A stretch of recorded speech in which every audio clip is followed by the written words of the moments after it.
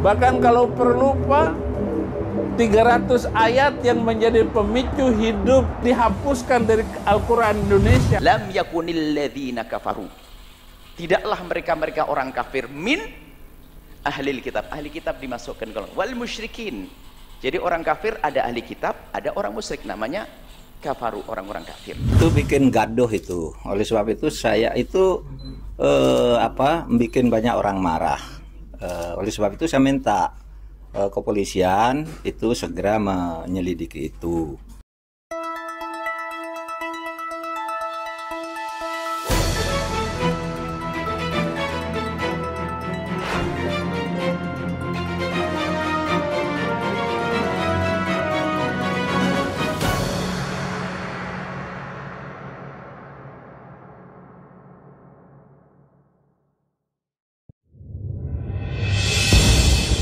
Menko Polhukam Mahfud MD menyayangkan pernyataan seorang pria yang mengaku tokoh agama yang meminta Menteri Agama Yakut Khalil Qumas untuk menghapus 300 ayat di Al-Quran. Mahfud MD menilai pernyataannya membuat gaduh dan meminta polisi untuk segera menangkapnya dan memprosesnya secara hukum. Bahkan kalau perlu Pak, 300 ayat yang menjadi pemicu hidup intoleran, pemicu hidup radikal dan membenci orang lain karena beda agama, itu di skip atau direvisi atau dihapuskan dari Al-Quran Indonesia. Itu oleh sebab itu saya itu bikin banyak orang marah. Oleh sebab itu saya minta kepolisian itu segera menyelidiki itu, dan kalau bisa segera ditutup akunnya, karena kabarnya belum ditutup sampai sekarang ya. Jadi itu meresahkan dan provokasi untuk mengadu domba antar umat.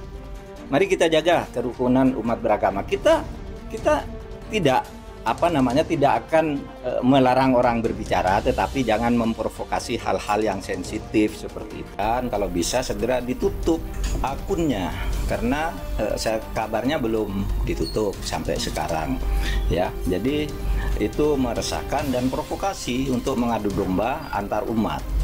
Saya ingatkan Undang-Undang Nomor 5 Tahun 69 yang diperbarui dari Undang-Undang PNPS Nomor 1 Tahun 65 yang dibuat oleh Bung Karno tentang penodaan agama. Itu mengancam hukuman tidak main-main, lebih dari 5 tahun hukumannya, yaitu barang siapa yang membuat penafsiran atau memprovokasi dengan penafsiran suatu agama yang keluar dari penafsiran pokoknya. Ajaran pokok di dalam Islam itu, Al-Quran itu ayatnya 6.666. Tidak boleh dikurangi berapa yang disuruh cabut, 3.000 atau 300 gitu. 300 misalnya, itu berarti penistaan terhadap Islam. Apalagi mengatakan, konon dia juga mengatakan bahwa Nabi Muhammad tuh bermimpi tuh bertemu Allah gitu dan sebagainya. Atas beredarnya video pernyataan kontroversi pendeta bernama Saifuddin Ibrahim itu, hingga terdengar oleh pakar ulama Buya Yahya, beliau pun tidak ketinggalan dan tegas merespon pernyataan kontroversi pendeta Saifuddin Ibrahim itu. Tidak kafir. Kalau Anda tahu makna kafir, bahkan makna kafir atau musyrik, menjelaskan masalah ilmiah seperti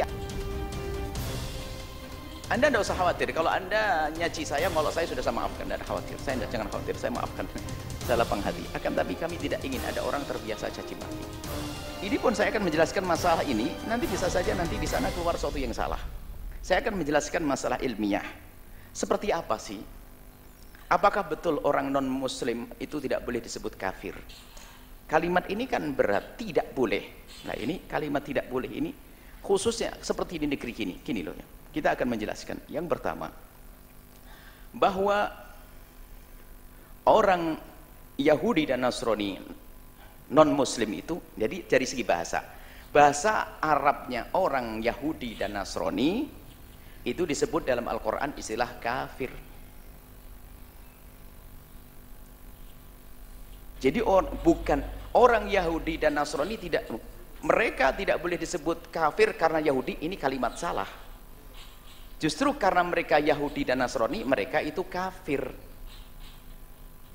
Saudaraku yang Nasrani, yang Yahudi dan Hindu, Buddha, tolong dengar. Ini adalah kalimat istimewa buat Anda nanti.